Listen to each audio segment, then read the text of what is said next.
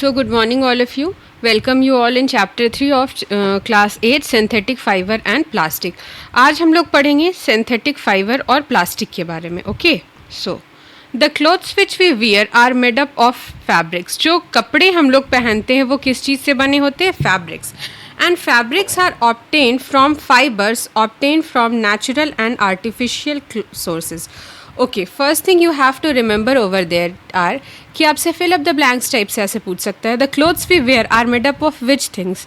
So they are made up of fabrics. Fabrics are made up of fibres obtained from natural and artificial sources. और हमारे कपड़े fabric से बने होते हैं. और ये जो फैब्रिक्स होता है ये हम लोगों को किस चीज़ से मिलता है? फाइबर से मिलता है. और ये जो फाइबर्स होते हैं वो या तो नेचुरल भी हो सकते हैं या आर्टिफिशियल सोर्स से भी हम लोगों को मिल सकते हैं. Okay, can you name some natural fibres? क्या आप कुछ नेचुरल फाइबर्स का नाम बता सकते हैं? Fibres are also used for making a large variety of household articles. ये जो फाइबर्स होता है इससे हम लोग न सिर्फ कपड़े बनाते हैं बल्कि बहुत सारे घर के सामान भी बना सकते हैं. Make a list of some common articles made from fibres. अब हम लोगों को कुछ लिस्ट बनाना है जो कि हम लोग फाइबर्स से बना सकते हैं. Okay, try to separate them into those made from natural fibers and those from artificial fibers. और जो सामान है उसका लिस्ट बनाइए और उस लिस्ट में आप इस चीज़ को सेग्रीगेट कीजिएगा, अलग अलग कीजिएगा कि कौन सा जो सामान है वो आपका नेचुरल फाइबर से बना है और कौन सा सामान जो है वो आपका आर्टिफिशियल फाइबर से बना है. सो मूविंग फॉरवर्ड, ये देखिए ये एक टेबल दिया हुआ है कि आप ये आर्टिकल का नाम लिखना है और किस फाइबर से वो बना हुआ है ये आपको लिखना है. Why did you label some fiber as artificial? Why did you label some fiber as artificial? अच्छा, एक बात बताइए कि क्यों हम लोग कुछ फाइबर्स को आर्टिफिशियल कहते हैं. You have read in previous classes that natural fibers like cotton, wool, etc. are obtained from plants and animal. और हम लोग पहले प्रीवियस के जो चैप्टर्स हैं उनमें पढ़ चुके हैं कि कॉटन, वुल और सिल्क जो है ये हम लोगों को प्लांट्स या एनिमल से मिलता है. एक बात तो बिल्कुल स्पष्ट है कि जहाँ पर भी नेचुरल का बात आता है, जैसे ही बोलते हैं नेचुरल फाइबर या नेचुरल फूड, इसका मतलब क्या होता है कि जो हम लोगों को नेचर से मिलता है, जो हम ह्यूमन बींग्स नहीं बनाते हैं. तो कुछ नेचुरल फाइबर्स के here also we are getting one question, give the example of 2 natural fibres. तो उसका आंसर क्या हो जाएगा? Cotton, wool, silk, these are the name of some natural fibers. Okay, fine. The synthetic fibers on the other hand are made by human beings. That is why these are called synthetic fiber. और एक तरफ हमारा natural fibres होता है जो कि हम लोगों को नेचुरल सोर्सेज से मिलता है और एक तरफ सिंथेटिक और मैन मेड फाइबर होता है जो कि ह्यूमन बींग्स बनाते हैं जिस फाइबर्स को. तो सिंथेटिक फाइबर्स का क्या एग्जांपल्स हो सकता है? बहुत सारे एग्जांपल हो सकते हैं. नायलॉन, रेयॉन, उसके बाद acrylic. Okay, so these are the example of some synthetic fibres. Okay, now यहाँ हम लोग देखेंगे व्हाट आर सिंथेटिक फाइबर्स. तो एक बार एक क्विक रिवीजन ले सकते हैं कि हमने क्या क्या पढ़ा. कि हमारे क्लॉथ्स किस चीज़ से बने होते हैं? तो हमारे क्लॉथ्स फैब्रिक से बने होते हैं. और ये फैब्रिक हमें कहाँ से मिलता है? ये फैब्रिक हमें मिलता है फाइबर्स से. ठीक है, और ये जो फाइबर्स होते हैं ये हम नेचुरल सोर्सेज से भी ले सकते हैं और आर्टिफिशियल सोर्सेज से भी मिलता है. Give examples of 2 natural fibres. So cotton and silk and wool are some examples of natural fibers. And give 2 examples of artificial fibers. तो artificial और synthetic fibers का example हो जाएगा rayon, nylon and etc. Okay, now moving further we will study what are synthetic fibers. तो synthetic fibers क्या होते हैं? Try to recall the uniform pattern found in the necklace of beads joined with the help of thread. Recall मतलब याद करना, पीछे का याद करना. यूनिफॉर्म पैटर्न मतलब क्या होता है? जो एक सहन हो. ठीक है, मतलब एक यूनिफॉर्मिटी में हो, ऊपर नीचे ना हो.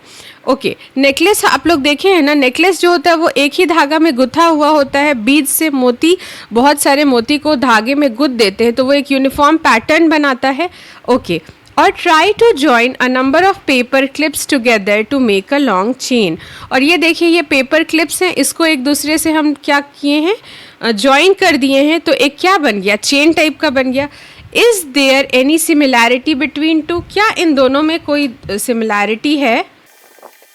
Okay, a synthetic fibre is also a chain of small units join together. Okay, ये जो सिंथेटिक फाइबर होता है ये और कुछ नहीं होता है, स्मॉल यूनिट्स को जब हम एक साथ ज्वाइन कर देते हैं और वो एक चेन बनाता है तो उसको हम सिंथेटिक फाइबर कहते हैं। Each small unit is actually a chemical substance. और यहाँ हम बात कर रहे हैं कि जो स्मॉल यूनिट्स होता है जब वो चेन बनाता है तो वो ज्वाइन टुगेदर होता है, वो चेन बनाता है, तो उसको हम लोग सिंथेटिक फाइबर बोलते हैं। और ये जो स्मॉल यूनिट होता है वो कुछ नहीं होता, वो क्या होता है, एक्चुअली केमिकल सब्सटेंस होता है। Many such small units combine to form a large unit called polymer. Many such small unit combine to form a large unit called polymer. और इसी तरह जो केमिकल छोटा छोटा एक यूनिट होता है केमिकल सब्सटेंस का, वो कंबाइन होता है लार्ज सिंगल यूनिट में, जिसको कि हम पॉलीमर बोलते हैं। पॉलीमर बना है दो वर्ड्स को जोड़ के, ठीक है, दो ग्रीक वर्ड्स है। पॉली का मतलब क्या होता है, मेनी, पॉली का मतलब होता है बहुत सारा, और मर का मतलब होता है पार्ट और unit. So polymer is made of many repeating units. जी हाँ, जैसे पॉलीमर बनता है, देखिए पॉलीमर बनता है, ये छोटा छोटा मोनोमर्स हो गया, ये जॉइन टुगेदर जब करता है तो ये एक पॉलीमर बनता है। और ये जो एक मोनोमर है ये क्या है, ये एक केमिकल सब्सटेंस है। तो आपको पॉलीमर समझ में आ गया। सो ये बहुत इंपॉर्टेंट है। डिफाइन पॉलीमर, आपसे ये क्वेश्चन पूछा जा सकता है, डिफाइन पॉलीमर। ओके, या फिर पूछा जा सकता है what is synthetic fibres are made up of. Okay, then what are polymers? Polymers are nothing but repeating units of a chemical substance. Okay, and synthetic fibers, what are synthetic fibers? Synthetic fiber is a chain of small units joined together. So we got the answer of these two questions. So चलिए अब हम पढ़ते हैं कि इस yellow box में क्या लिखा हुआ है। Polymer occur in nature also. Polymers जो होते हैं वो नेचर में भी अकर करते हैं। कॉटन जो है एक नेचुरल फाइबर है, आप लोगों को पता है। For example is a polymer called cellulose. Cotton जो है सेलुलोज नाम के पॉलीमर से बना होता है। And cellulose is made up of large number of glucose units. और सेलुलोज का जो मोनोमर होता है वो एक्चुअली में ग्लूकोज होता है। ओके, हम लोग पढ़े थे ना कि पॉलीमर जो होता है वो स्मॉल यूनिट से बना हुआ होता है, जो कि एक चेन में रिपीटिंग यूनिट से बना हुआ होता है, जो एक चेन टाइप का बनाते हैं तो वो पॉलीमर होता है। ठीक है, तो उसी तरह से ग्लूकोज यूनिट जब एक साथ स्टे करते हैं और चेन टाइप का बनाते हैं तो वो सेलुलोज नाम का एक पॉलीमर बनाते हैं, जिससे कि कॉटन नाम का कॉटन नेचुरल फाइबर हम लोगों को मिलता है। Now types of synthetic fibre. अब हम लोग देखेंगे कि सिंथेटिक फाइबर हमने पढ़ा कि आखिर क्या होता है। अब हम ये देखना चाहते हैं, देखते हैं कि सिंथेटिक फाइबर कितने टाइप्स के होते हैं। पहला देखिए यहाँ पे टाइप है rayon. You have read in class 7 that silk fibre obtained from silk worm was discovered in China and was kept as closely guarded secret for a long time. Okay, ये हम लोग 7th क्लास में ही पढ़ चुके हैं कि silk fibre जो होता है वो सिल्क वर्म से हम लोगों को मिलता है, जो कहाँ पे डिस्कवर किया गया था, चाइना में। Okay, fabric obtain from silk fibre was very costly. देखिए हम लोगों को सिल्क फाइबर को निकालने में या सिल्क को मतलब हम लोगों को सिल्क को एक्सट्रैक्ट करने में जो पूरा प्रोसेस होता है वो बहुत ही कॉस्टली होता है। और इसलिए सिल्क की जो साड़ियाँ होती है, आप देखिएगा अभी भी सिंपल सिल्क की साड़ी 5-5 हज़ार की आती है। But it's beautiful texture fascinated everyone. Attempts were made to make silk artificially. Fascinated का मतलब होता है आकर्षित करना। ओके, तो जो सिल्क होता है ऑल्दो वो बहुत महंगा होता है, लेकिन फिर भी वो उसका जो टेक्सचर होता है वो कितना स्टैंडर्ड लुक भी आता है और वो बहुत ही आकर्षित करने वाला उसका टेक्सचर होता है। इसीलिए जो लोग हैं ये कोशिश करने लगे, जो साइंटिस्ट थे वो ये कोशिश करने लगे कि हम सिल्क को कैसे आर्टिफिशियली बना सके। Towards the end of 19th century, scientists were successful in obtaining a fiber having properties similar to that of silk. Okay, तो 19th सेंचुरी के एंड तक साइंटिस्ट जो है इस चीज़ में सक्सेसफुल हो गए कि वो लोग एक आर्टिफिशियल सिल्क जो है सो बना पाए. Such a fibre was obtained by the chemical treatment of wood pulp. और ये जो आर्टिफिशियल सिल्क मिला उसका नाम था, this fibre was called rayon और artificial silk. This one is very very important, इस बात को एकदम ध्यान में रखेंगे. तो which synthetic fibre is known as artificial silk. Okay, now आपको ये पता है कि ये ऑल्दो ये सिंथेटिक फाइबर है, लेकिन ये एक नेचुरल सोर्स से मिलता है.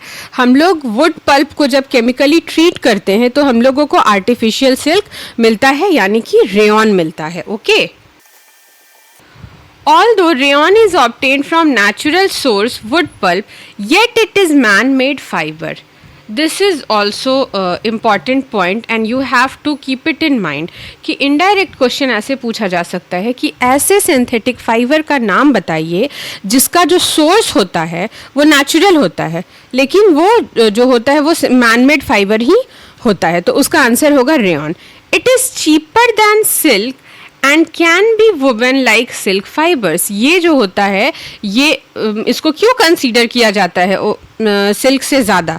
रेयन को हम लोग सिल्क से ज़्यादा क्यों कंसीडर करने लगे? क्योंकि सिल्क बहुत महंगा होता है और जो हमारा आर्टिफिशियल सिल्क होता है वो बिल्कुल ही आपका वोवन किया जा सकता है, उसको बुना जा सकता है सिल्क की ही तरह, लेकिन वो सस्ता भी होता है. It can also be died in wide variety of colours. और जो हमारा ये सिल्क होता है आर्टिफिशियल सिल्क जो रेयन होता है ये वाइड वेराइटी ऑफ कलर्स में, मतलब बहुत सारा कलर्स इसमें. सिल्क में आपको उतना, जो नेचुरल सिल्क होता है उसमें आपको उतना वेराइटी ऑफ कलर्स नहीं मिलेगा, लेकिन रेयन में आपको वेराइटी ऑफ कलर मिल जाएगा. क्यों? क्योंकि उसको बहुत ईजिली डाई भी किया जा सकता है. Rayon is mixed with cotton to make bed sheets or mixed with wool to make carpets. Okay, uses of rayon पूछ सकता है आपसे कि write two uses of rayon. Okay, then two uses of rayon you can say other than clothing. Okay, other than making dress materials, what are the two uses of rayons?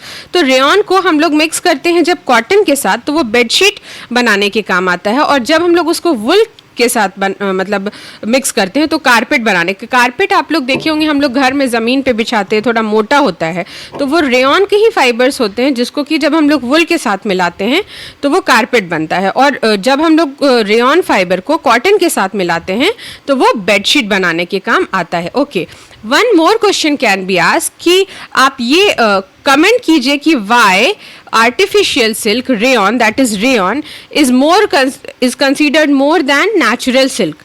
Okay, तो because it is cheaper. Okay, उसका बहुत low maintenance होता है, ये भी बात होता है, and it can be dyed in wide variety of colors. Okay, now second type of synthetic fiber is nylon. ये एक बहुत ही इंटरेस्टिंग बात है. नायलॉन जो है पहली बार न्यूयॉर्क और लंदन में बना था. ठीक है, इसीलिए इसका नाम हम लोग नायलॉन रखे हैं. Nylon is another man made fibre. It in 1931 it was made without using any natural raw material. Okay, from plants and animal. Nylon जो होता है वो प्योर सिंथेटिक फाइबर होता है, and it is termed as first fully synthetic fibre. आपसे question पूछा जा सकता है कि name the first fully synthetic fibre, then the answer is nylon. First fully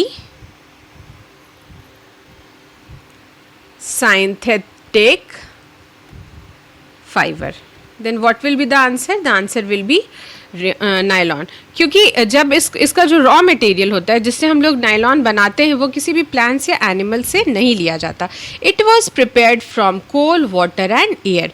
okay, what are the substances we use for making nylon? That is coal, water and air. This question can be asked, and it was a fully synthetic fiber. This line is very very important.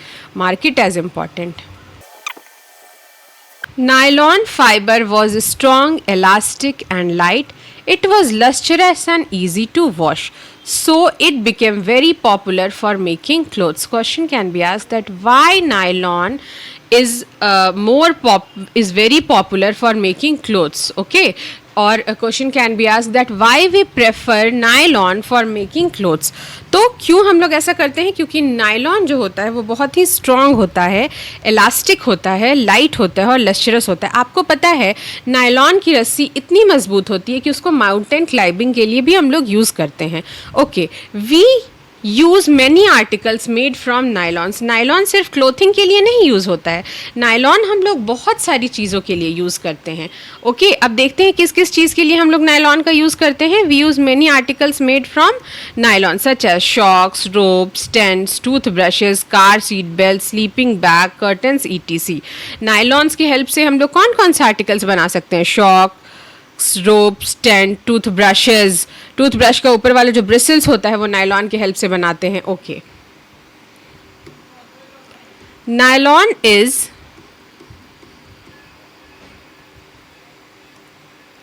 also used for making parachutes and ropes for rock climbing. Okay, आपसे ये question पूछा जा सकता है कि some boy और girl wants to climb mountain, तो आप ये बताइए कि विच सिंथेटिक फाइबर ही और she should prefer.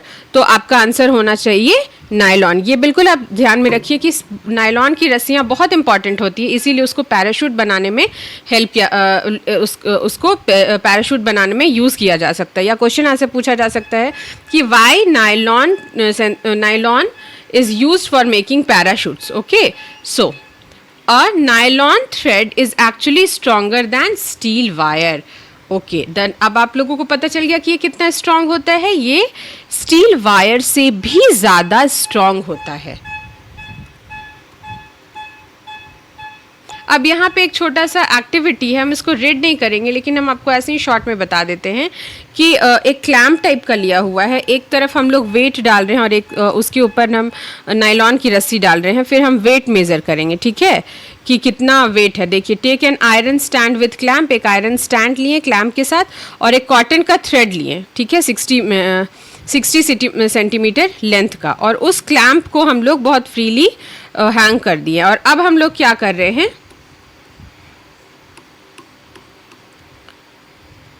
at the free end suspend a pan so that the weight can be placed on it। और एक फ्री एंड पे क्या करेंगे हम लोग, ऐसे रस्सी लटकाएं और उसका जो फ्री एंड है उस पर एक पैन लटकाएं जिस पे कि हम वेट को रख सके। Add weight 1 by 1 till the thread breaks। और इसका जो वेट है इसको हम बढ़ाते जाएंगे जब तक ये रस्सी टूट ना जाए। Okay, this weight indicates the strength of the fibre. और ये मतलब ये जो है जो जितना ज़्यादा वेट को टॉलरेट कर सकता है वो रस्सी उतनी ज़्यादा मजबूत होगी, वो थ्रेड उतना ज़्यादा मजबूत होगा। तो इस तरह से हम लोग 1 by 1, एक बार कॉटन का, एक बार पॉलिस्टर का, एक बार वुल का, एक बार नायलॉन का, इस तरह से हम लोग थ्रेड को बदलेंगे। ठीक है, और हम लोगों को ये पता चलेगा कि मतलब कौन सा जो आपका थ्रेड है वो सबसे ज़्यादा स्ट्रॉन्ग है। Is it clear? I think I am clear till now. अब आ जाते हैं, हम लोग पढ़ते हैं पॉलिस्टर और एक्रिलिक के बारे में। Polyester is another synthetic fibre. Fabric made from this fibre does not get wrinkled easily, it remain crisp and is easy to wash. Polyester जो है ये अनदर सिंथेटिक फाइबर है, और पॉलिस्टर से जो बना हुआ कपड़ा होता है उसमें जल्दी रिंकल्स नहीं आते, वो बहुत इजी टू वॉश होता है और बहुत क्रिस्पी होता है। ठीक है, अब भी आप एक बात इमेजिन कीजिए कि आपको हड़बड़ में तुरंत कहीं जाना है, तो क्या आप कॉटन का शर्ट पहन के तुरंत जा सकते हैं, या कॉटन का जो भी आपका ड्रेस है उसको तुरंत आप पहन सकते हैं निकाल के विदाउट प्रेस किए? नहीं, लेकिन पॉलिस्टर के कपड़े आप पहन के जा सकते हैं। So it is quite suitable for making dress material. और इसीलिए जो हमारा पॉलिस्टर होता है वो ड्रेस मटेरियल के लिए बहुत ही ज़्यादा सुटेबल होता है। Okay, you must have seen people wearing polyester shirt and other dresses. आप देखे होंगे कि लोगों ने बहुत पॉलिस्टर के शर्ट्स और अदर ड्रेसेस जो हैं वो पहन रखे हैं। Terylene is a popular polyester. Terylene is example of popular polyester. Okay, give example of one popular polyester. So what will be the answer? The answer will be terylene. It can be drawn into very fine fiber that can be woven like any other any other yarn. जो ये बहुत easily जो भी मतलब और सारा जितना जैसा धागा होता है उसी तरह से इसको भी बुना जा सकता है। Okay, now come to PET bottles. PET के फूडवेयर्स बहुत ज़्यादा हम पॉपुलर होते हैं। क्यों? इसका पूरा नाम क्या होता है? Polyethylene terephthalate. Okay, what is the full form of PET? It can be asked. Then what will be the answer? Polyterifilate is very similar form of polyester. Okay, PET is a very similar of with synthetic fiber. This question can also be asked. ये question पूछा जा सकता है. Okay, तो answer क्या होगा आपका? Polyester. It is used for making bottles, utensils, films, wires and many other useful products. Okay, PET क्या क्या चीज़ बनाने के काम आ सकता है? बॉटल, बर्तन, फिल्म्स, वायर्स और बहुत सारे प्रोडक्ट्स, और भी इसी तरह के बहुत सारे प्रोडक्ट्स बनाने के काम आते हैं. Look around and make a list of things made of polyester. आप अपने आसपास देखिए और एक लिस्ट बनाइए कि कौन कौन से जो चीज़ें हैं वो पॉलिस्टर से बने हुए हैं. Okay, now look at this yellow box. Polyester means poly plus ester is actually made up of repeating unit of chemical called ester. आप लोगों को पहले ही मैंने बताया था कि पॉलीमर जो होता है, पॉलीमर क्या होता है? एक रिपीटिंग यूनिट्स होता है, रिपीटिंग स्मॉल यूनिट्स होता है. ठीक है, तो पॉलिस्टर जो होता है वो एक्चुअली क्या होता है? रिपीटिंग यूनिट होता है. कौन से केमिकल का? ईस्टर का. Ester are the chemical which gives fruit their smell. Fabrics are sold by the name like polycot, polywool, terrycot, etc. Now बहुत सारे ऐसे भी फाइबर्स हैं जिसको कि हम लोग पॉलिस्टर को उसके साथ मिलाते हैं तो एक न्यू, जैसे कि हम लोगों को मिलता था ना, रेयन को हम लोग मिलाते थे कॉटन के साथ तो बेडशीट बनाते थे, पर उसका कोई नाम नहीं दिए थे. ठीक है, लेकिन पॉलिस्टर को जब हम कॉटन के साथ मिलाते हैं तो हम लोग को नया फैब्रिक मिलता है, उसको क्या बोलते हैं? पॉलीकॉट. और पॉलीवुल, पॉलिस्टर को जब वुल के साथ मिलाते हैं तो उसको क्या बोलते हैं? Polywool. As the name suggest these are made by mixing of two types of fibre. Polycot is a mixture of polyester and cotton and polywool is a mixture of polyester and wool. Polycot क्या होता है? Mixture होता है polyester का और cotton का, और पॉलीवुल जो होता है वो मिक्सचर होता है पॉलिस्टर का और वुल का. So you have to remember this. Now we wear sweaters and use shawls और ब्लैंकेट्स इन विंटर. हम लोग स्वेटर पहनते हैं, शॉल पहनते हैं और ब्लैंकेट्स भी ओढ़ते हैं ठंड के दिन में. अच्छा, पहले का ब्लैंकेट्स आपको याद होगा हमारी मम्मीज़ यूज़ करती थी, भेड़ी का कंबल एंड ऑल दोज थिंग्स. और अब का जो हमारा कंबल होता है वो थोड़ा लाइट वेटेड होता है. लाइट वेटेड भी होता है, गर्म भी रखता है और उतना महंगा भी नहीं होता है. ठीक है, तो जैसे रेयन आर्टिफिशियल सिल्क होता है उसी तरह से एक्रेलिक एक सिंथेटिक फाइबर होता है जिसको कि वुल का सब्सटीट्यूट जो कि वुल का सब्सटीट्यूट होता है. Many of these are actually not made from natural wool though they appear to resemble wool. Okay, बहुत सारे ऐसे जो आपके ब्लैंकेट्स होते हैं, स्वेटर होते हैं, शॉल होते हैं जो कि नेचुरल वुल से नहीं बनाए जाते, लेकिन वो लोग वो सब जो होते हैं वो वुल की तरह दिखते हैं. These are prepared from another type of synthetic fibre called acrylic. Okay, ये जो हमारे बहुत सारे स्वेटर शॉल जो कि हम लोगों का वुल की तरह अपीयर करते हैं लेकिन वो एक्चुअली वुल होते नहीं है, तो वो कौन से सिंथेटिक फाइबर से बनते हैं? वो एक्रेलिक नाम के एक सिंथेटिक फाइबर से बनते हैं. The wool obtained from natural sources is quite expensive. The wool obtained from natural sources. आपने पश्मीना का स्वेटर और शॉल ये सब सुना होगा, तो वो क्या होता है? वो नेचुरल वुल का नाम होता है. ठीक है, तो उसका जो स्वेटर होता है उसको इतना प्रोसेस करने में मतलब वुल को, नेचुरल जो वुल होता है उसको प्रोसेस करने में इतना समय लगता है, इतना कॉस्टिंग लगता है कि वो बहुत ही महंगा होता है. तो सारे लोग अफोर्ड भी नहीं कर सकते हैं उसको, तो इसीलिए वो बहुत ही एक्सपेंसिव होता है. तो इसीलिए हम लोगों ने वुल का सब्सटीट्यूट निकाला कि वो सारे लोगों के लिए अफोर्डेबल हो. तो उसको क्या बोलते हैं हम लोग? Synthetic fibre which is termed as the substitute of wool is known as acrylic. Whereas cloth made from acrylic are relatively cheap. जो एक्रेलिक से हमारा जो क्लॉथ्स बनता है वो बहुत ही चीप होता है. They are available in a variety of colours, और ये भी जो होते हैं बहुत सारे वेराइटी ऑफ कलर्स में मिलते हैं. Synthetic fibres are more durable and affordable which makes them more popular than natural fibers. और जो सिंथेटिक फाइबर्स होते हैं, बार बार हम लोग बोल रहे हैं कि वो ज़्यादा ड्यूरेबल होते हैं, ज़्यादा चीप होते हैं, तो इसलिए हर कोई अफोर्ड कर सकता है, इसीलिए वो ज़्यादा प्रेफर किए जाते हैं over to natural fibers. Here one question can be asked that कि why synthetic fibers are more popular than natural fibers? So what will be the answer? Because they are more durable, they are more affordable, okay, and they are low maintenance, okay. That's why synthetic fibers are more considerable over to natural fibers. So what is the substitute of wool? Acrylic is a synthetic fiber which is a substitute of wool. Okay, now we will study further.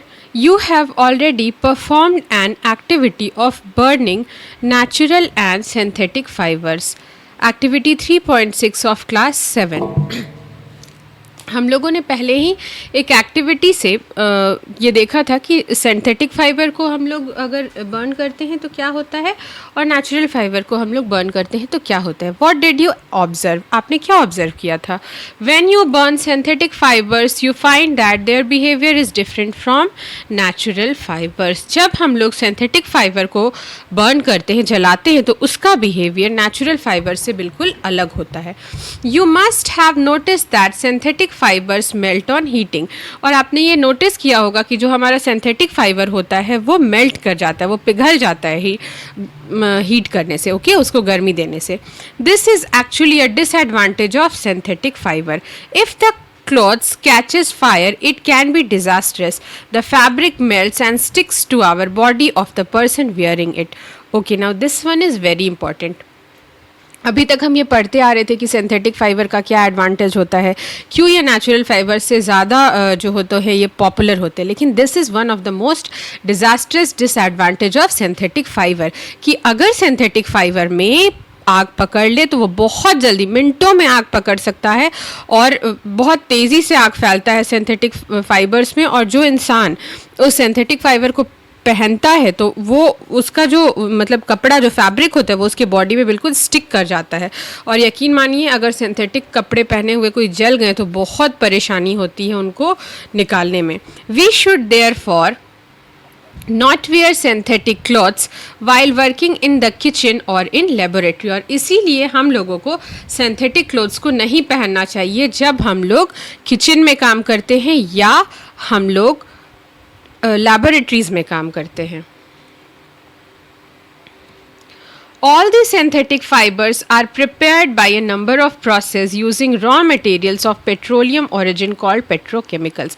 देखिए ये जो synthetic fibres होता है ये by product होता है crude oil का. Okay, synthetic fibres are the by product of crude oil. By product क्या होता है कि जब हम लोग कुछ और बनाते हैं और उस चीज़ को बनाने के प्रोसेस में कुछ और चीज़ भी हम लोगों को मिल जाता है तो उसको हम लोग बाई प्रोडक्ट बोलते हैं. Okay, all synthetic fibres are prepared by number of process using raw materials of petroleum origin. जो सिंथेटिक फाइबर होता है वो हम लोगों को कैसे मिलता है? जो रॉ मटेरियल्स, जब हम लोग पेट्रोलियम बनाते हैं, पेट्रोलियम का जो ओरिजिन होता है उसका जो रॉ मटेरियल्स होता है उसको बहुत सारा नंबर ऑफ प्रोसेसिंग करते हैं तो हम लोगों को सिंथेटिक फाइबर मिलता है जिसको कि हम लोग पेट्रोकेमिकल बोलते हैं. Petrochemicals material of petroleum origin, जो raw material of petroleum origin जो होता है उसको क्या कहते हैं? हम पेट्रोकेमिकल्स बोलते हैं. Okay, Characteristics of synthetic fiber.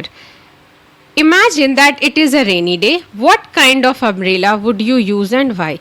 मान लीजिए कि एक रेनी डे है तो अम्ब्रेला आप किस चीज़ का यूज़ कीजिएगा, कॉटन का या सिंथेटिक का? बाय डिफ़ॉल्ट है कि आप सिंथेटिक का यूज़ कीजिएगा क्योंकि कॉटन का यूज़ कीजिएगा तो वो तो पानी पूरा एब्जॉर्व करेगा, अम्ब्रेला हैवी हो जाएगा और आपका जो काम है वो नहीं होगा. ठीक है. Synthetic fibres possesses unique characteristics which make them popular dress material. जो सिंथेटिक फाइबर होता है उनमें कुछ यूनिक, कुछ अलग तरह के कैरेक्टरिस्टिक्स होते हैं जो कि उनको पॉपुलर ड्रेस मटेरियल बनाने में हेल्प करता है. They dry up quickly, are durable and less expensive, readily available and easy to maintain. ये बहुत ही जो हमारे सिंथेटिक फाइबर होते हैं ये बहुत ड्यूरेबल होते हैं, बहुत जल्दी सूख जाते हैं और ये उतना ज़्यादा महंगा नहीं होता है. ठीक है, और तुरंत इसको हम लोग पहन के जा सकते हैं. ठीक है, ये रेडली अवेलेबल होता है और इसको मेंटेन करने में भी बहुत ही इजी होता है. इसका जो मेंटेनेंस होता है ये बहुत ही इजी होता है. ओके, सो अगर आपसे पूछा जाए कि व्हाट आर द कैरेक्टरिस्टिक्स या फिर write down some characteristics of synthetic fibre, then what you will say, what you will write, then they dry up quickly, number 1, they are durable, number 2, they are less expensive, number 3, and they are readily available, number 4 and 5 is it is easy to maintain. Okay,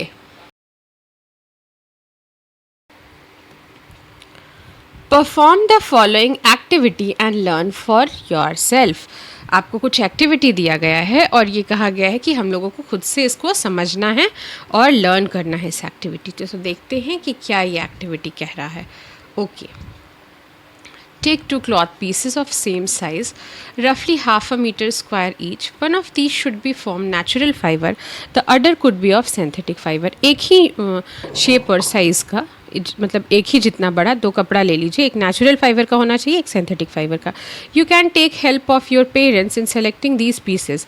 parents का हेल्प ले सकते हैं या खुद भी समझ में आ जाएगा. एक कॉटन का कपड़ा ले लीजिए और एक रेयॉन का ले लीजिए या फिर नायलॉन का ले लीजिए. Soak the pieces in different mugs, each containing the same amount of water. 2 mug लीजिए, दोनों में एक ही ग्लास से एक एक ग्लास पानी डाल दीजिए और अलग अलग मग में, एक में नेचुरल फाइबर वाला जो कपड़ा है उसको डालिए, एक में जो सिंथेटिक फाइबर वाला जो कपड़ा है उसको डाल दीजिए. ओके,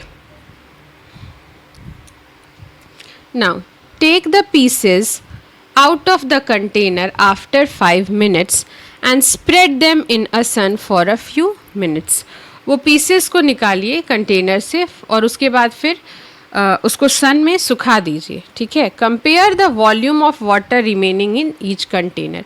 और फिर दोनों कंटेनर से जब हम कपड़ा को निकाल लेंगे तो देखेंगे कि कितना पानी बचा है.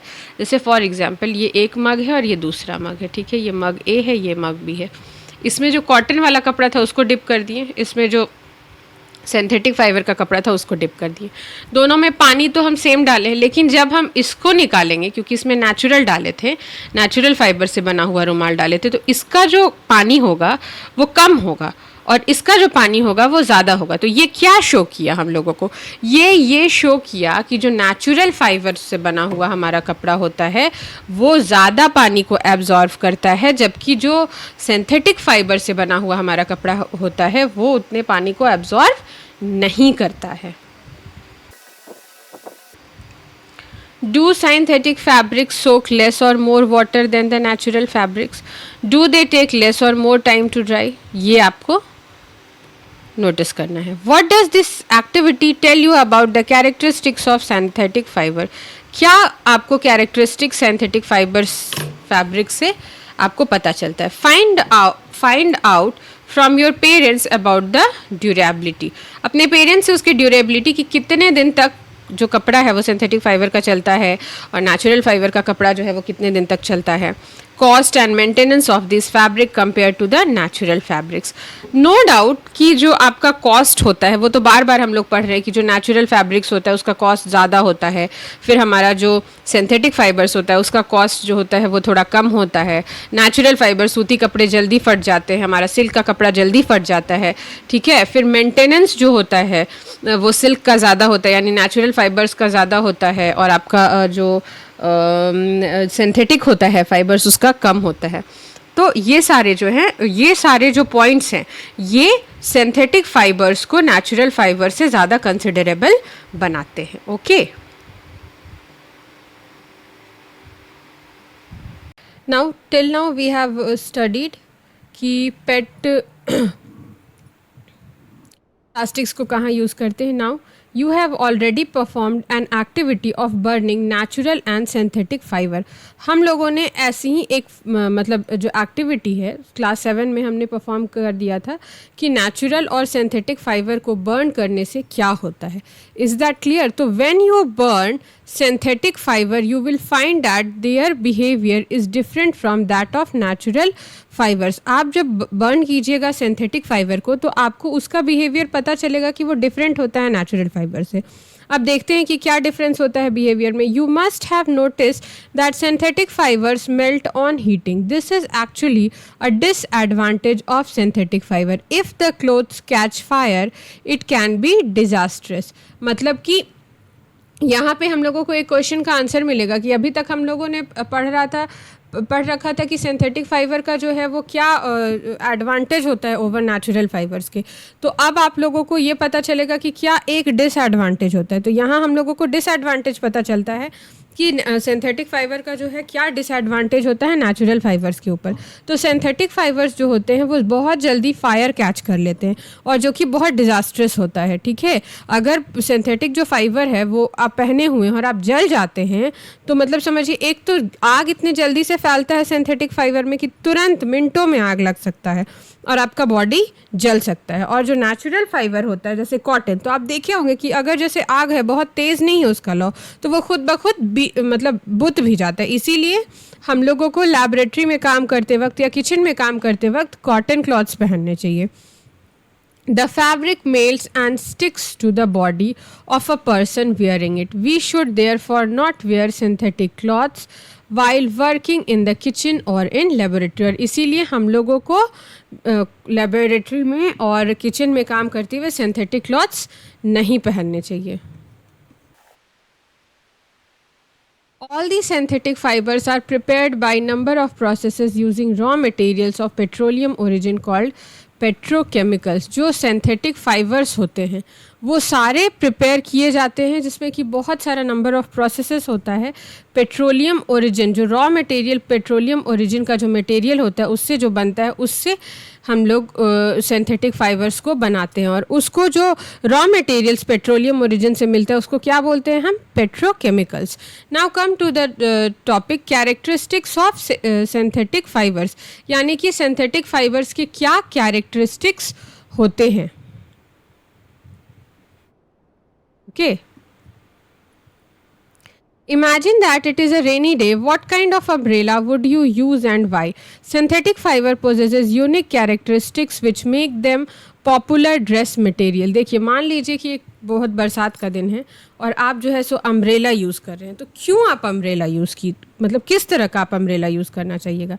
तो आप अम्ब्रेला यूज़ करना चाहिएगा सिंथेटिक फाइबर्स का. ठीक है, और इसका यूनिक कैरेक्टरिस्टिक्स होता है और जो कि इसको बहुत ही पॉपुलर ड्रेस मटेरियल बनाता है. They dry up quickly and are durable, less expensive, readily available and easy to maintain. ये बहुत ही जल्दी जो है वो सूख जाता है, बहुत ड्यूरेबल होता है, जल्दी फटता नहीं है, कम महंगा होता है, अवेलेबल बिल्कुल एकदम आप जैसे कि सिंथेटिक कपड़ा का क्लोथ्स रखे हैं उसको तुरंत आप पहन के जा सकते हैं और वो बहुत ईजी मेंटेनेंस उसका बहुत ईजी होता है. Perform the following activity and learn for your self.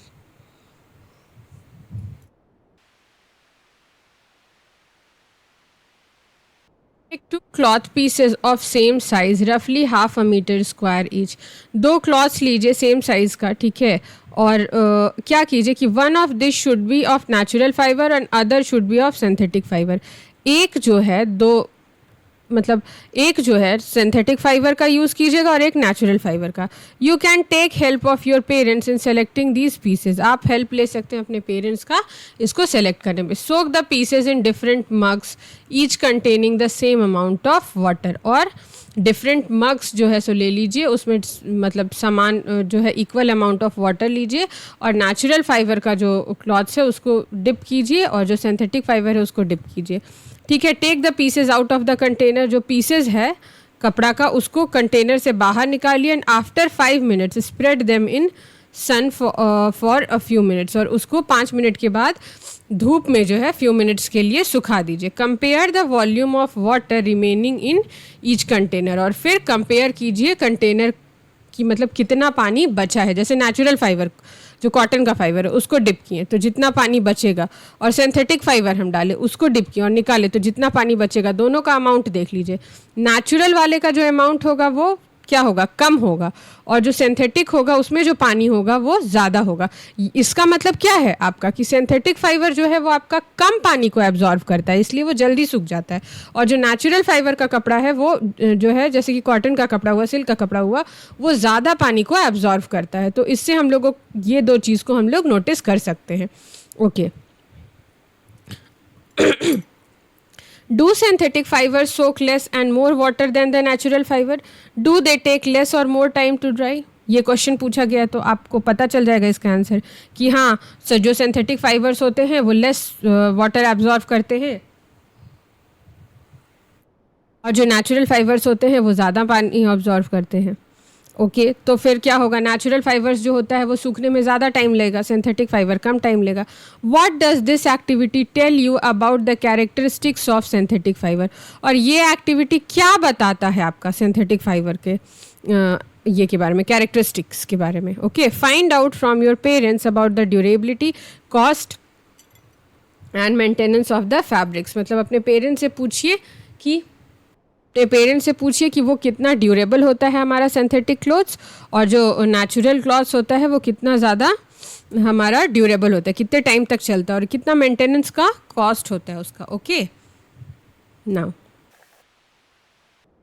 Plastics, अब हम लोग पढ़ेंगे प्लास्टिक्स के बारे में। Okay You must be familiar with many plastic articles used every day. Make a list of such items and their uses. हम लोगों को पता होगा कि बहुत सारा हम लोग रोज़ दिन जो है डेली अपने लाइफ में बहुत सारा आर्टिकल्स प्लास्टिक का बना हुआ यूज़ करते हैं, और उसका एक लिस्ट बनाना है। ओके दिस इज़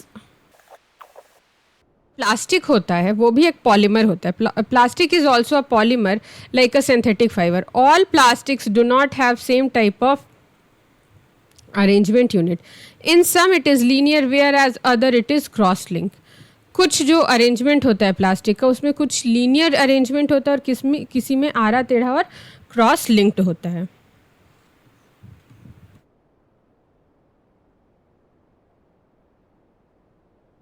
देखिए ये जो है ये लीनियर अरेंजमेंट है, ठीक है, और ये जो है ये क्रॉस लिंक्ड अरेंजमेंट है।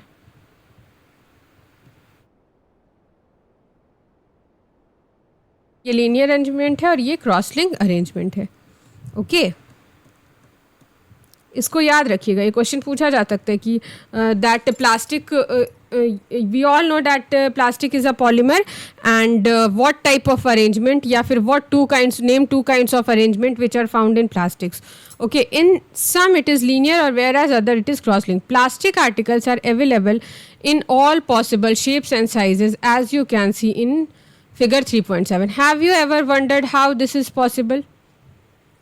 जो प्लास्टिक आर्टिकल्स होता है वो हम लोगों को हर शेप और साइज में मिलता है।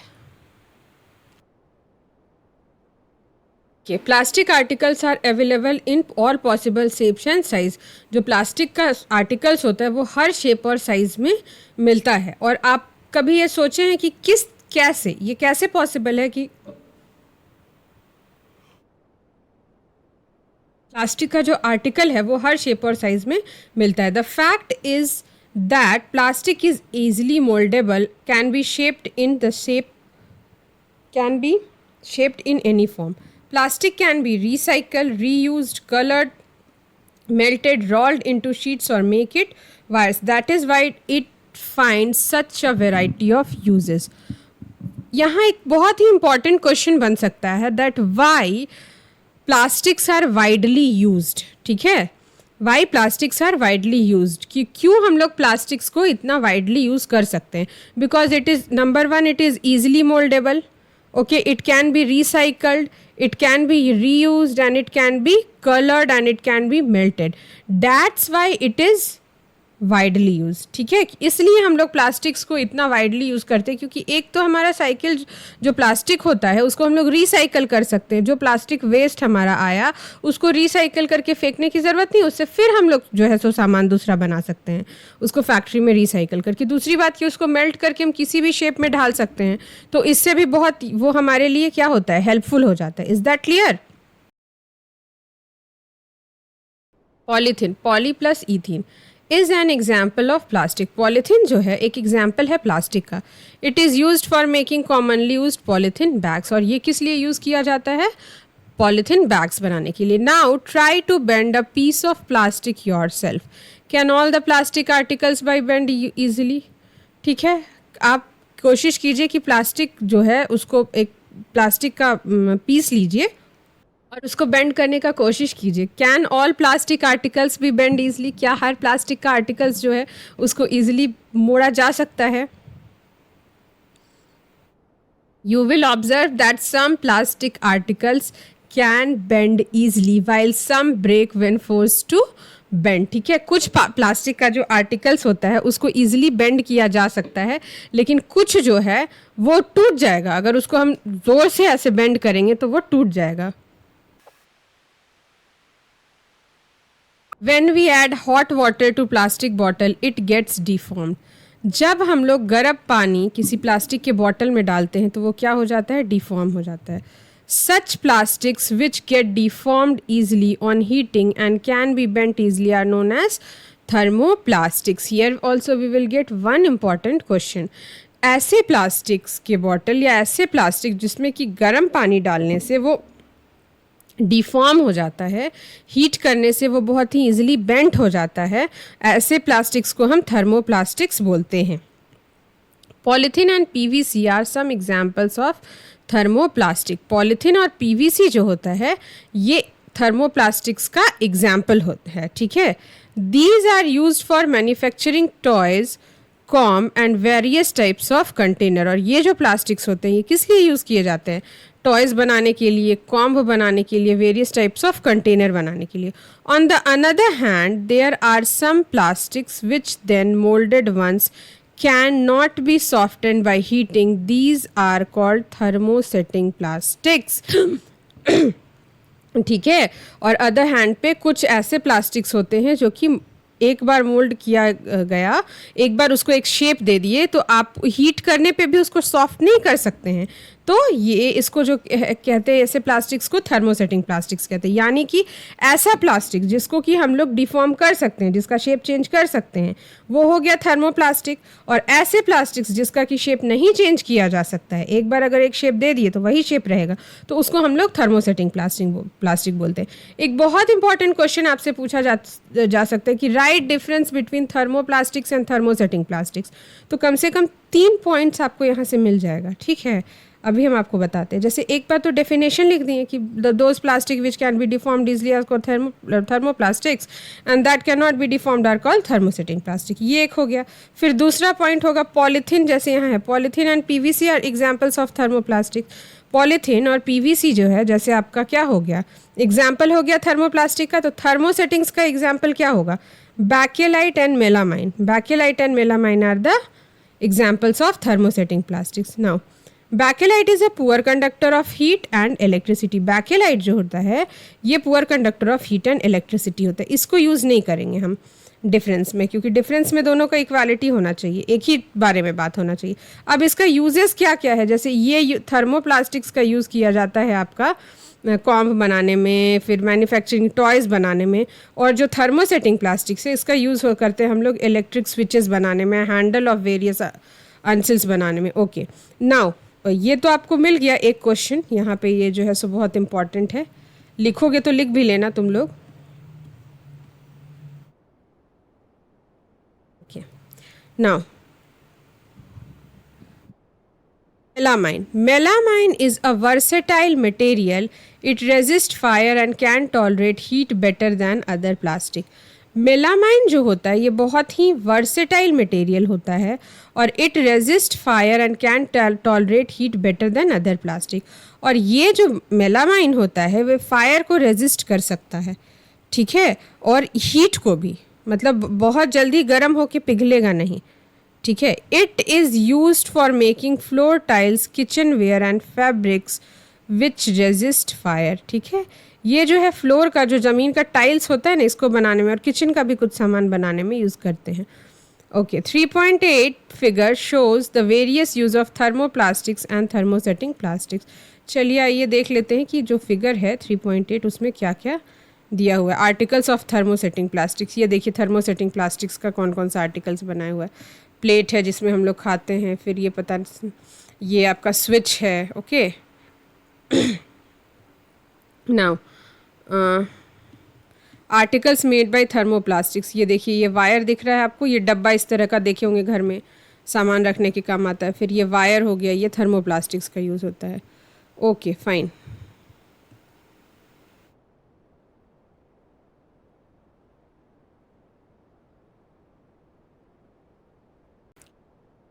Plastics as materials of choice, मतलब कि प्लास्टिक को हम लोग कैसे डिफरेंट डिफरेंट मटेरियल्स में यूज़ करते हैं। Today if we think of storing a food item, water, milk, pickles, dry fruit ETC, plastic container seems most convenient. मतलब अगर आज हम लोग सोचते हैं कोई भी फूड आइटम जो है सो उसको स्टोर करने का, तो प्लास्टिक का जो कंटेनर होता है वो सबसे ज़्यादा जो होता है एप्रोप्रिएट होता है। आप देखते होंगे कि सरसों का तेल आपका, फिर रिफाइन ऑयल, हर कुछ, बिस्किट, सोप जो पैकिंग होता है वो अंदर में प्लास्टिक का ही होता है। तो हम लोग बिना प्लास्टिक का सोच ही नहीं सकते हैं, ठीक है। सबसे ज़्यादा प्लास्टिक ही हम लोग यूज़ करते हैं कंटेनर्स को स्टोर करने में।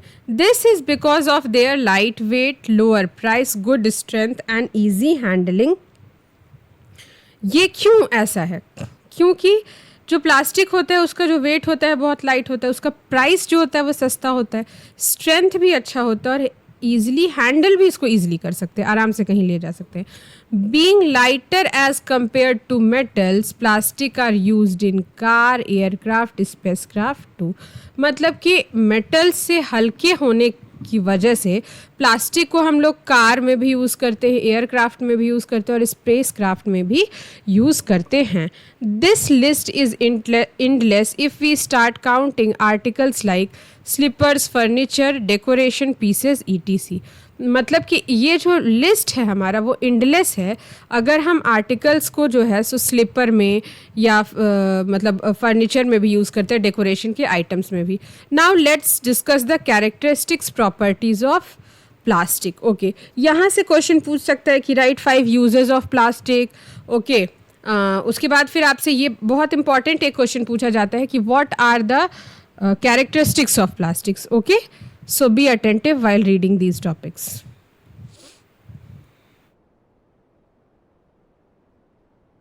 Plastic is non-reactive. You know that metals like iron get rusted when left exposed to moisture in air. Metals जो है जैसे आयरन होता है वो क्या हो जाता है, जंग लग जाता है, ठीक है, जब उसको जो मॉइस्चर और एयर है उसमें एक्सपोज किया जाता है। But plastics do not react with water and air. लेकिन प्लास्टिक्स जो है वो वाटर और एयर के साथ रिएक्ट नहीं करता है। They are not corroded easily. वो जो है वो बहुत जल्दी उसमें जंग नहीं लगता। That is why they are use to store various kinds of material including many chemicals. और इसीलिए बहुत सारा मटेरियल्स को जो है हम लोग यूज़ कर, मतलब why, that is why they are use to store various kinds of material including many chemicals. और इसीलिए हम लोग बहुत सारा मटेरियल्स को भी मतलब यूज़ करते हैं और केमिकल्स को भी हम लोग यूज़ करते हैं प्लास्टिक में स्टोर करने के लिए। Plastic is light, strong and durable. Plastics जो होता है वो लाइट होता है, स्ट्रॉन्ग होता है और ड्यूरेबल भी होता है, ठीक है। Talk to your parents or grandparents about the types of buckets that were used in the past. What is the material of buckets or mugs you are using today? अपने parents और grand parents से बात कीजिएगा, पूछिएगा कि किस तरह का बकेट वो लोग पुराने ज़माने में यूज़ करते थे। तो जानते हो हमारा स्टील का बकेट होता था, लोहा का फिर बकेट होता था हमारा, जिसका बर्तन बनता है ना उसका बकेट होता था, और यकीन मानिए बहुत भारी बकेट होता था। Okay, what are the advantage of using plastic as a container? क्या एडवांटेज है अगर हम प्लास्टिक्स को कंटेनर की तरह यूज़ करेंगे? तो देखिए, since plastic is very light, strong, durable and can be moulded into different shapes and size, it is used for various purposes. Okay, क्योंकि जो प्लास्टिक होता है वो बहुत ही हल्का होता है, मजबूत होता है, टिकाऊ होता है, इसीलिए किसी भी शेप में उसको मोल्ड किया जा सकता है। Plastics are generally cheaper than metals. जो प्लास्टिक्स होता है जनरली चीपर होता है, सस्ता होता है मेटल से, ठीक है। They are widely used in industries and for household materials. ये जो होता है ये वाइडली यूज़ किया जाता है किसमें, इंडस्ट्रीज़ में और हाउस होल्ड मटेरियल्स में। Make a list of different kinds of plastic materials that you use in daily life. एक लिस्ट बनाइए प्लास्टिक के चीज़ों का, ठीक है, sorry, make a list of different kinds of plastic container that you use on daily life. नहीं, आपको एक लिस्ट बनाना है प्लास्टिक के कंटेनर्स का कि कहाँ कहाँ हम लोग प्लास्टिक का जो कंटेनर है उसको यूज़ करते हैं। Plastic are poor conductors. Plastic जो होता है वो बहुत ही बुरा कंडक्टर होता है, मतलब कि वो इलेक्ट्रिसिटी को पास ऑन नहीं करता है। You have learn above that plastics are poor conductor of heat and electricity. देखिए एक तो आपका जब पूछा जाएगा कि write two characteristics of plastic, तो पहला हो जाएगा they are, plastics are non reactive, ठीक है, plastics are non reactive, okay. Second हो जाएगा they are poor conductor of heat.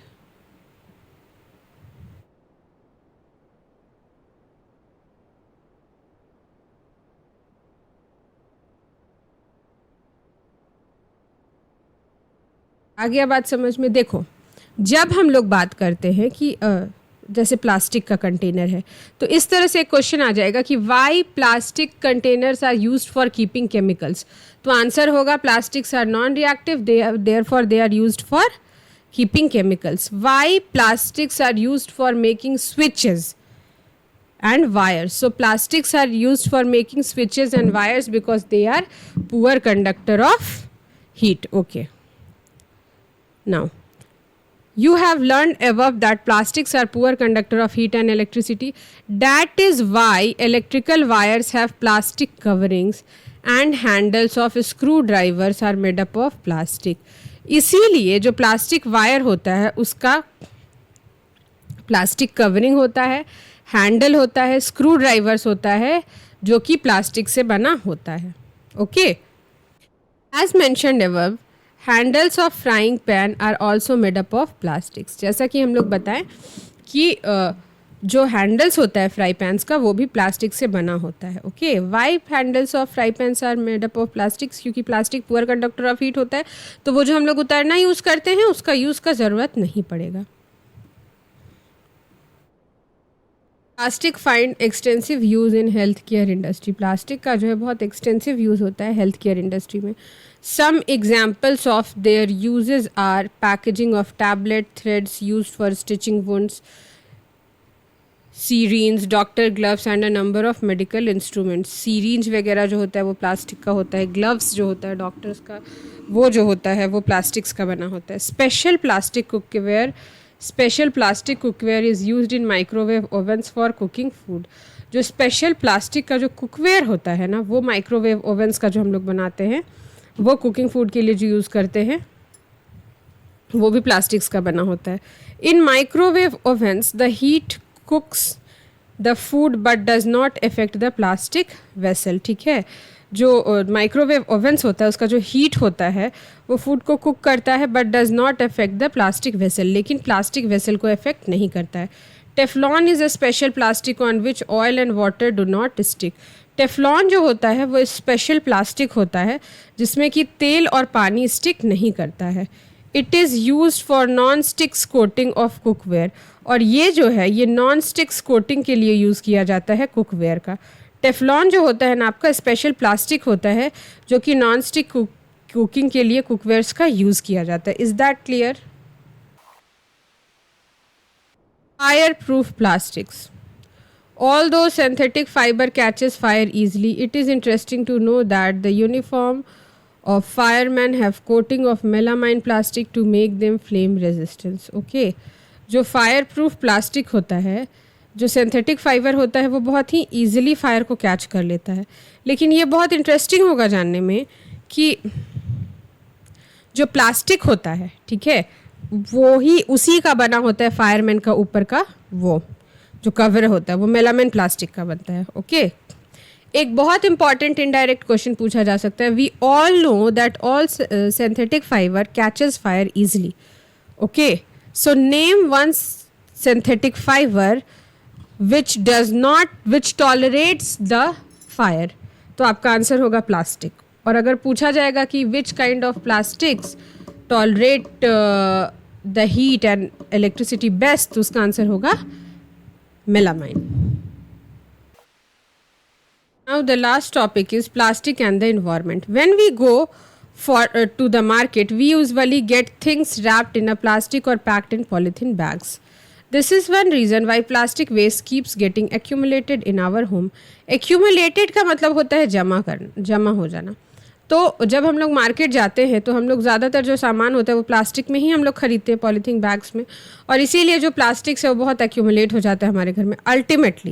यानी फाइनली क्या होता है, plastic finds its way to the garbage. Disposal of plastic is a major problem. Why? Okay.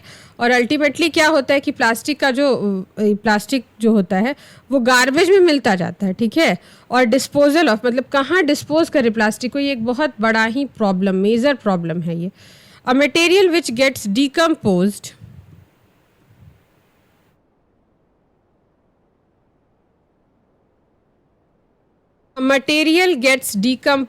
through natural process such as action by bacteria is called biodegradable. एक material जो होता है जो कि डिकम्पोज होता है नेचुरल प्रोसेस से, उसको हम लोग बायोडिग्रेडेबल बोलते हैं. जैसे ऐसे जो वेस्ट मटेरियल्स जिसको कि बैक्टीरिया डिकम्पोज कर सकता है, इसको हम लोग बोलते हैं बायोडिग्रेडेबल, ठीक है. A material which is not easily decomposed by natural process is termed as non biodegradable. और ऐसे मटेरियल्स जो कि ईजिली डिकम्पोज नहीं किए जाते हैं बैक्टीरिया वगैरह से, इसको हम लोग बोलते हैं नॉन बायोडिग्रेडेबल. ओके. ऐसा चीज़ जिसको कि बैक्टीरिया डिकम्पोज कर सकता है उसको बायोडिग्रेडेबल बोलते हैं. ऐसा चीज़ जिसको कि बैक्टीरिया डिकम्पोज नहीं कर सकता उसको नॉन बायोडिग्रेडेबल बोलते हैं. Vegetable, fruits, left over food stuff etc. जो वेजिटेबल्स और फ्रूट्स का जो छिलका होता है वो बायोडिग्रेडेबल होता है, ठीक है. उसको कितना दिन में होता है, 1 से 2 वीक्स में. पेपर जो होता है वो 10 से 30 डेज में होता है बायोडिग्रेडेबल, मतलब डिकम्पोज होता है. कॉटन क्लोथ्स भी 2 से 5 महीने में हो जाता है डिकम्पोज. वुड जो होता है 10 से 15 साल में होता है डिकम्पोज. वुलन क्लोथ्स जो होता है वो 1 साल में हो जाता है. और टिन, एल्युमिनियम और अदर मेटल कैंस जो होता है वो 100 से 500 साल लगता है. ओके. प्लास्टिक बैग्स जो होता है सेवरल ईयर्स, यानी पता ही नहीं है, इसीलिए ये भी नॉन बायोडिग्रेडेबल के कैटेगरी में रखते हैं. और tin, aluminium and other metal cans का भी नॉन बायोडिग्रेडेबल के कैटेगरी में रखते हैं. ऐसे आपसे क्वेश्चन पूछा जा सकता है कि difference between biodegradable and non biodegradable materials. Okay. तो दोज आपका क्या आंसर होगा, those material which get decompose through natural process. ऐसे मटेरियल जो कि नेचुरल प्रोसेस से डिकम्पोज हो जाते हैं उनको हम लोग क्या बोलते हैं, बायोडिग्रेडेबल. और ऐसे मटेरियल जो कि नहीं होते हैं डिकम्पोज उसको बोलते हैं नॉन बायोडिग्रेडेबल, ठीक है. ये एक पॉइंट हो गया. दूसरा पॉइंट में आप एग्जाम्पल दे सकते हैं कि examples of biodegradable and example of non biodegradable. Okay.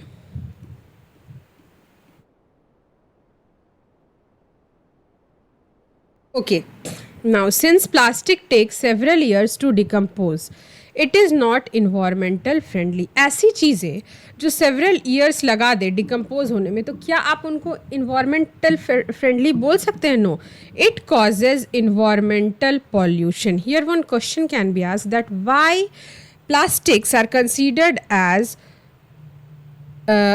not environmental friendly substance. Okay, why it is said that plastic is not environmental friendly? Because it takes several years to decompose. Okay, besides the burning process in synthetic material is quite slow and it also not get completed burn easily. In this process it releases lots of poisonous fumes into the atmosphere causing air pollution. ये जो हमारा synthetic material है इनको अगर आप जलाइएगा तो इस process में बहुत सारा पॉइजनस फ्यूम्स निकलेगा, ठीक है, जो कि एयर पॉल्यूशन को कॉज करता है. How can this problem be solve? कैसे ये प्रॉब्लम सॉल्व होगा? जब हम लोग प्लास्टिक्स को बर्न करेंगे तो बहुत सारा पॉइजनस गैस निकलता है. तो ये जो पॉइजनस गैस निकलता है, फ्यूम निकलता है एटमॉस्फेयर में, और जिससे कि एयर पॉल्यूशन होता है. तो ये जो प्रॉब्लम है हमारा, इस प्रॉब्लम से हम लोगों को कैसे हम लोग इसको सॉल्व कर पाएंगे?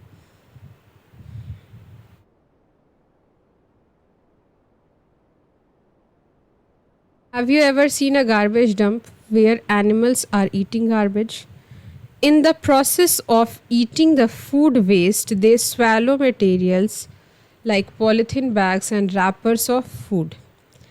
तो क्या आपने गार्बेज का डंप देखा है जिसमें कि एनिमल्स बहुत सारा कचरा खाते हैं?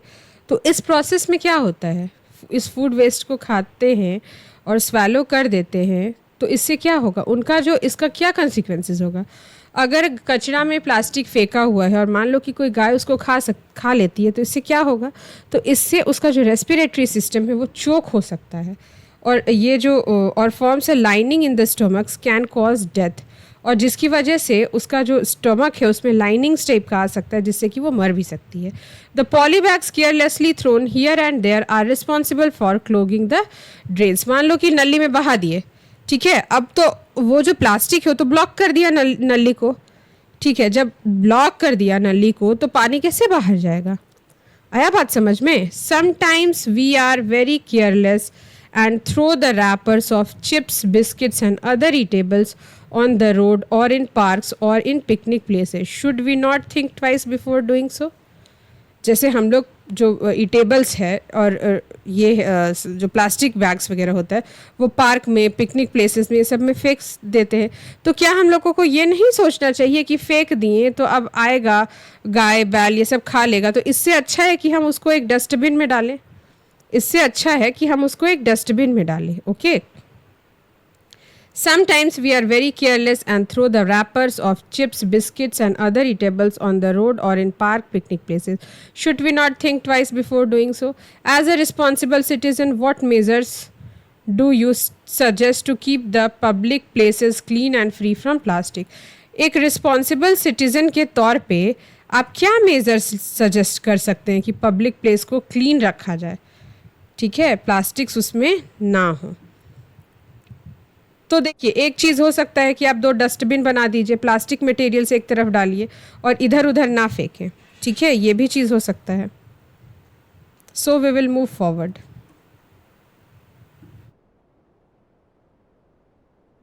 Avoid the use of plastic as far as possible. जितना ज़्यादा हो सके हम लोगों को प्लास्टिक्स का यूज़ कम करना चाहिए. Make use of bag made up of cotton और jute when you go for shopping. हम लोगों को बैग्स जो है वो कॉटन का या जूट का बनाना चाहिए जब हम लोग शॉपिंग के लिए जाते हैं.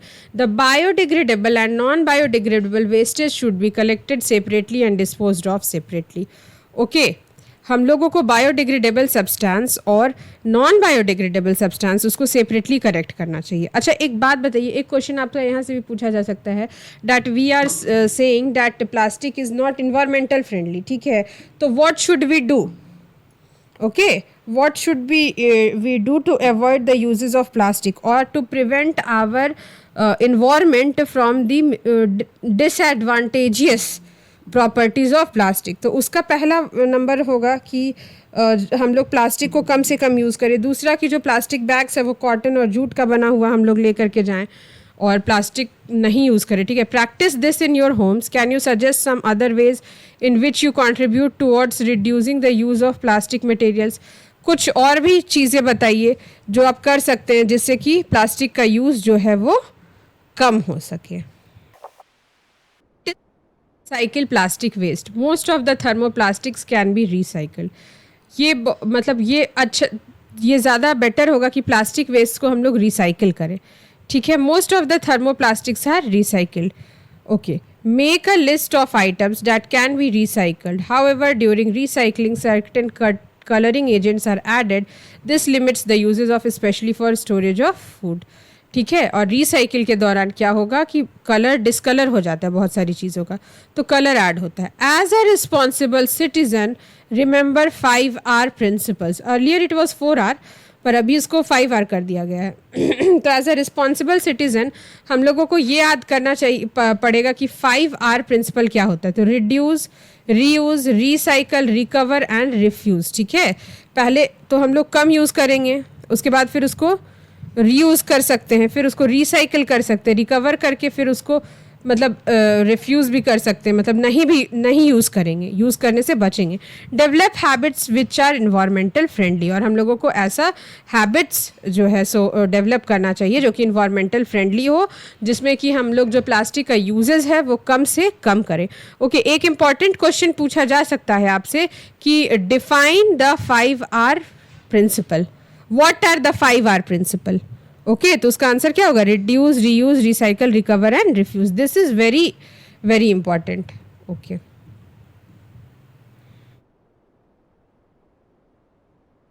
Fibre wise, do not throw plastic bag in the water bodies और on the road.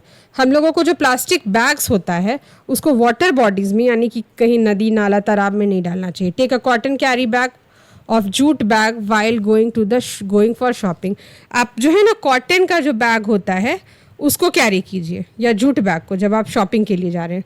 Try to minimise the use of plastic material. ठीक है, प्लास्टिक मटेरियल का जो यूज़ है उसको मिनिमाइज कीजिए। Use A steel lunch box instead of plastic one. Plastic का जो होता है कोई मटेरियल, उससे ज़्यादा अच्छा है कि आप स्टील का लंच यूज़ कीजिए। ओके, क्योंकि प्लास्टिक्स का यूज़ जितना कम किया जाएगा वो उतना ज़्यादा इन्वायरमेंटल फ्रेंडली होता है। Okay, now that's all for today. Will meet again with a new chapter, so stay connected. Good bye.